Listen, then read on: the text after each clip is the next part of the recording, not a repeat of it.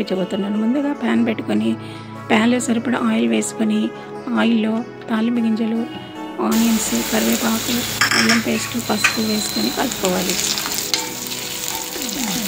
అవి చక్కగా వేగాక ముందుగా కడిగి పెట్టుకున్న తోటకూరని సన్నగా కలుపుకొని పక్కన పెట్టుకున్నాక తాలింపు వేడయ్యాక అందులో వేసుకోవాలి.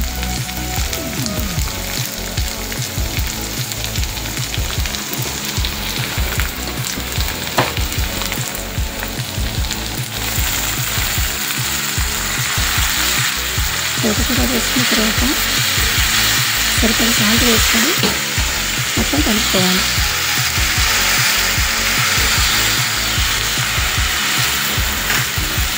ఆ తర్వాత మూత పెట్టుకోవాలి.